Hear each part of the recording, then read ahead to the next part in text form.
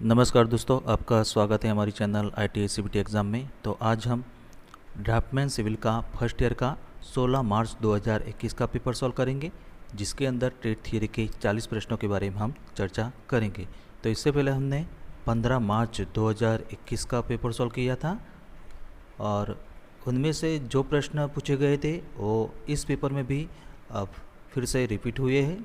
तो आप देख सकते हो कि यहाँ जो पेपर 15 मार्च 2021 का जो हमने डिस्कशन किया था, उसके अंदर जो प्रश्न था वो 16 मार्च 2021 में जो पेपर लिया गया था ऑनलाइन CBT एग्ज़ाम, तो इसमें भी यहाँ सारे प्रश्न है वो रिपीट हुए हैं। तो आप देख सकते हो कि ये चौथा प्रश्न, तो ये भी रिपीट होता है। इसके बाद पाँचवा, तो बहुत सारे जो प्रश्न है वो यहाँ रिपीट हुए हैं। तो छठा प्रश्न, तो ये भी यहाँ रिपीट हुआ है। इनमें से 75 से 80% जो प्रश्न है यहाँ रिपीट हुए हैं। तो उससे पहले हमने पेपर 1 का भी वीडियो बनाया था। आज हम पेपर 2 यानी कि 16 मार्च 2021 का जो पेपर है इसके बारे में चर्चा करेंगे, जो आपकी CBT परीक्षा पास करने के लिए बहुत उपयोगी होंगे। तो चलो शुरू करते हैं।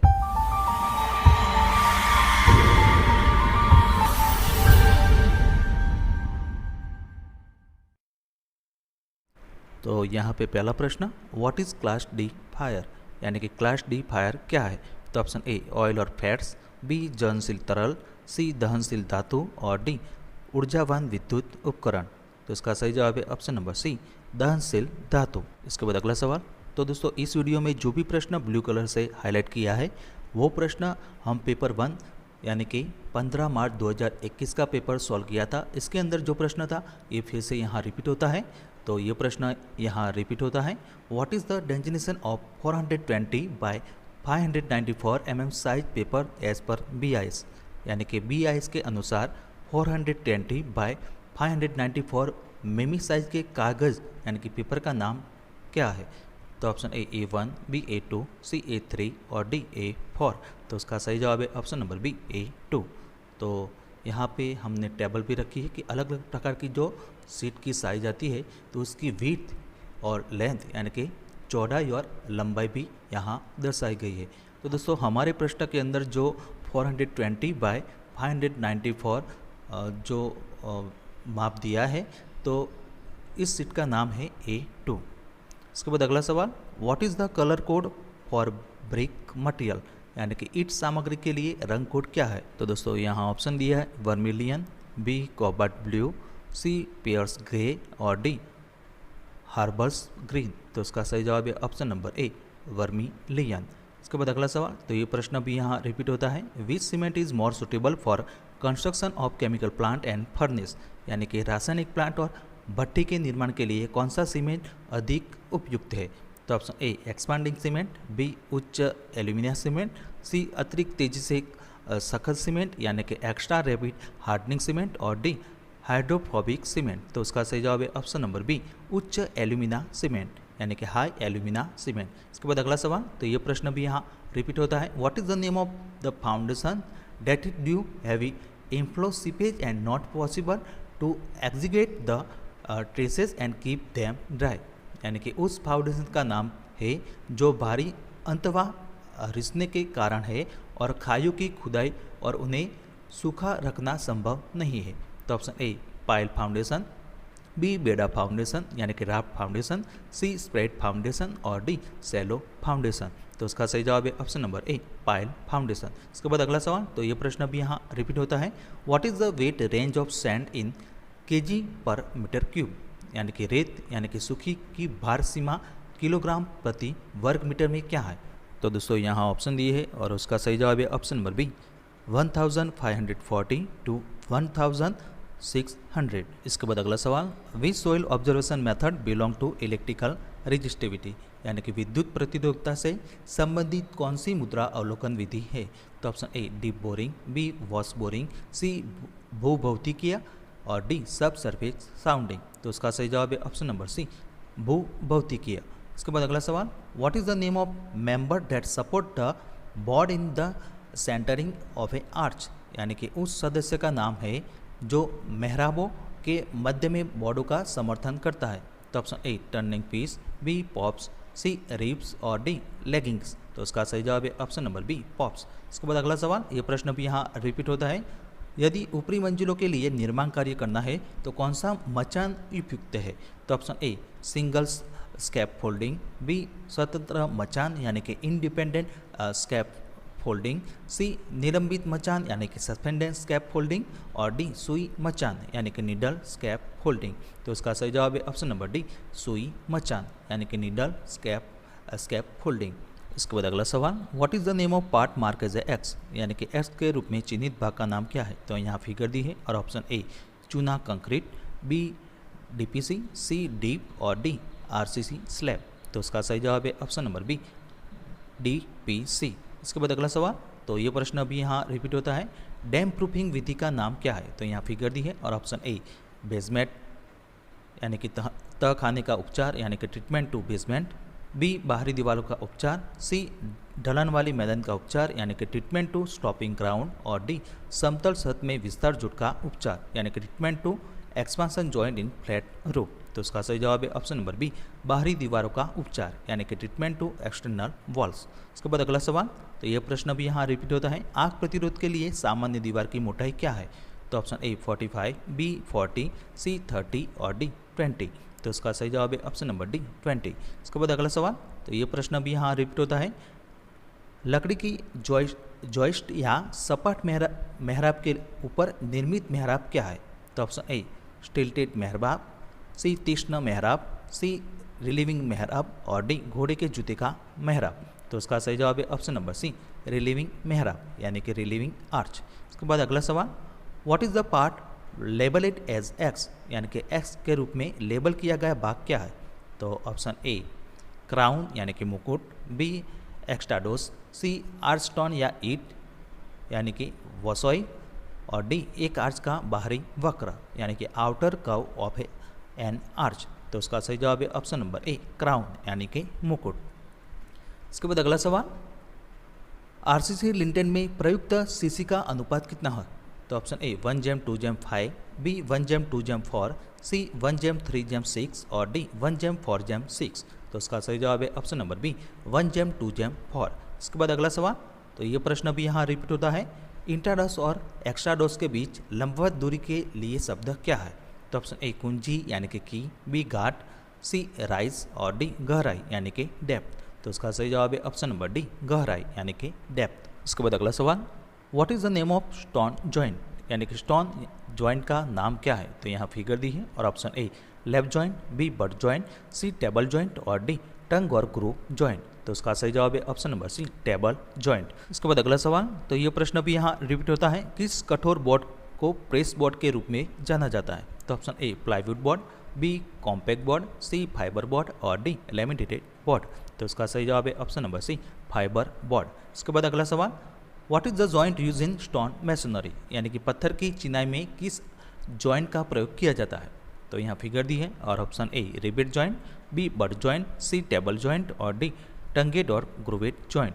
तो उसका सही जवाब है ऑप्शन नंबर डी टंगेड और ग्रूवेट जॉइंट। इसके बाद अगला सवाल, वह कौन सी रेखा है जो एक समतल सतह पर स्थिर होती है और सभी बिंदुओं पर प्लम्ब लाइन यानी कि चाहुल रेखा के लिए सामान्य होती है? तो ऑप्शन ए स्तर रेखा यानी कि लेवल लाइन, बी ऊर्ध्वाधर रेखा यानी कि वर्टिकल लाइन, सी डेटम रेखा यानी कि डेटम लाइन और डी क्षैतिज रेखा यानी कि हॉरिजॉन्टल लाइन। तो इसका सही जवाब है ऑप्शन नंबर ए स्तर रेखा यानी कि लेवल लाइन। इसके बाद अगला सवाल, तो ये प्रश्न भी यहाँ रिपीट होता है। वस्तु के श्रृंखला रेखा यानी कि चैन लाइन के समकोण के अलावा अन्य मापी जाने वाली ऑफसेट क्या है? तो option A short offset, B long offset, C oblique offset और डी लंबरूप ऑफसेट यानी कि परपेंडिकुलर ऑफसेट। तो इसका सही जवाब है option number C oblique offset. इसके बाद अगला सवाल, what is the length if metallic tape available in metre, यानी कि धात्विक टैप की लंबाई कितने मीटर में उपलब्ध है? तो ऑप्शन ए 5 मीटर और 10 मीटर, बी 10 मीटर और 15 मीटर, सी 15 मीटर और 20 मीटर और डी 15 मीटर और 30 मीटर। तो इसका सही जवाब है ऑप्शन नंबर डी 15 मीटर और 30 मीटर। इसके बाद अगला सवाल, what is the name of रूप, यानी कि रूप यानी कि सत का नाम क्या है? तो यहाँ फिगर दी है और ऑप्शन ए हिप रूप, बी गेबल रूप, सी गैम्बल रूफ और डी मर्सर्ड रूफ। तो उसका सही जवाब है ऑप्शन नंबर बी गैबल रूफ। इसके बाद अगला सवाल, तो ये प्रश्न भी यहाँ रिपीट होता है, कंपास सर्वेक्षण में स्थान आकर्षण कौन सा है? तो option A steel structure, B इमारत यानी कि बिल्डिंग, सी पेड़ यानी कि ट्रीज और डी पहाड़ियों यानी कि हिल्स। तो उसका सही जवाब है ऑप्शन नंबर ए स्टील स्ट्रक्चर। इसके बाद अगला सवाल, तो ये प्रश्न भी यहाँ रिपीट होता है, कंपास सर्वेक्षण की प्लॉटिंग रीतनिक में कौन सी विधि अधिक सटीक है यानी कि एक्यूरेट है? तो ऑप्शन ए समांतर मेरिडियन विधि यानी कि पैरेलल मेरिडियन मेथड, बी सम्मिलित कोण विधि, सी पेपर प्रोटेक्टर विधि और डी आयताकार निर्देशक विधि यानी कि रेक्टेंगुलर कोऑर्डिनेट मेथड। तो उसका सही जवाब है ऑप्शन नंबर डी आयताकार निर्देशांक विधि यानी कि रेक्टेंगुलर कोऑर्डिनेट मेथड। इसके बाद अगला सवाल, what is the method of सर्वे यानी कि सर्वेक्षण का तरीका क्या है? तो यहाँ फिगर दी है और ऑप्शन ए रेडिएशन यानी कि विकिरण, बी रिसेक्शन, सी ट्रैवर्सिंग और डी इंटरसेक्शन। तो उसका सही जवाब है ऑप्शन नंबर बी रिसेक्शन यानी कि उच्छेदन। इसके बाद अगला सवाल, तो ये प्रश्न भी यहाँ रिपीट होता है, उस लेवल यानी कि स्तर का नाम है जिसे सूर्य से किसी सुरक्षा की आवश्यकता नहीं है? तो option A auto level, B tilting level, C dumpy level और डी वाई लेवल। तो उसका सही जवाब है option number A auto level. इसके बाद अगला सवाल, ये प्रश्न भी यहाँ रिपीट होता है, उस शब्द का नाम है जो सर्वेक्षण की इस पद्धति में अन्य प्रकार के सर्वेक्षण में कम खर्चीला है? तो option A plane table survey के फायदे में से एक, बी प्लेन टेबल सर्वे के नुकसानों में से एक, सी घने लकड़ी वाले क्षेत्रों में सर्वे किया जा सकता है और डी महान कौशल्य की आवश्यकता है।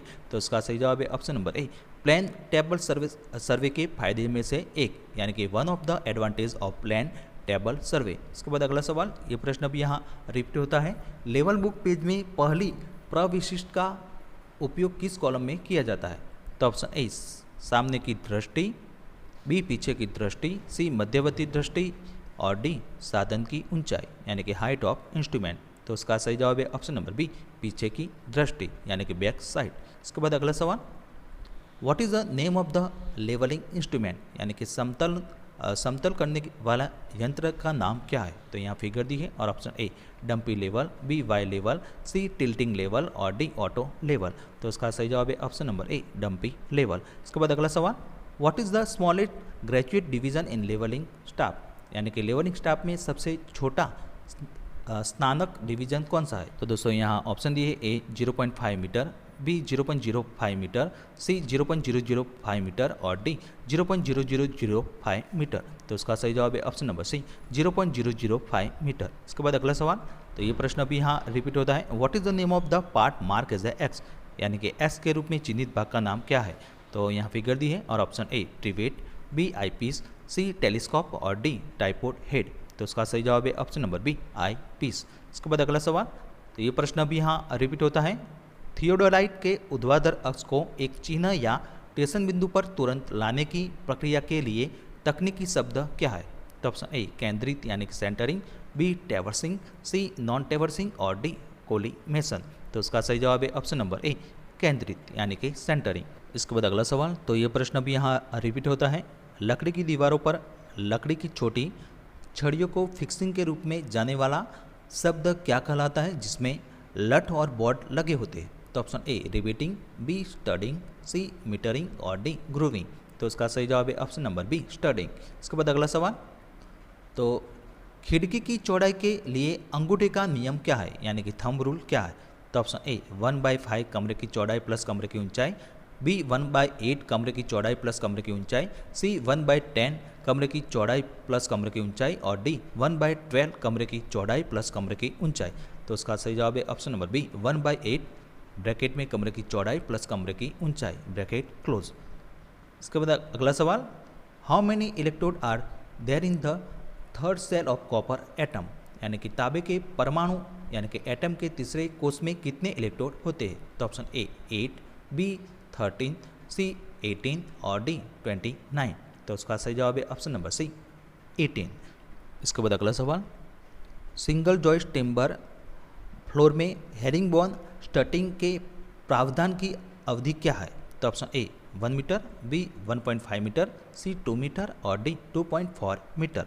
तो इसका सही जवाब है ऑप्शन नंबर डी 2.4 मीटर। इसके बाद अगला सवाल, सीमेंट गाय गोबर के पतले कोट के साथ कौन सी फ्लोर यानी कि फर्श लगाई जाती है? तो option A moorum floor, B linoleum floor, C mud floor और डी डामर फ्लोर। तो इसका सही जवाब है option number C mud floor. इसके बाद अगला सवाल, what is the name of part mark as a X यानी कि एक्स के रूप में चिन्हित भाग का नाम क्या है? तो यहाँ फिगर दी है और option A tread, B going, C nosing और डी स्कॉटिया। तो इसका सही जवाब है ऑप्शन नंबर डी स्कॉटिया। इसके बाद अगला सवाल, तो यह प्रश्न भी यहाँ रिपीट होता है, योजना में आयतकार आकार का एक साधारण चरण क्या है? तो option A flyer, B going, C tread और डी राइजर। तो इसका सही जवाब है ऑप्शन नंबर ए फ्लायर। तो दोस्तों नेक्स्ट वीडियो में हम पेपर नंबर 3 के बारे में चर्चा करेंगे।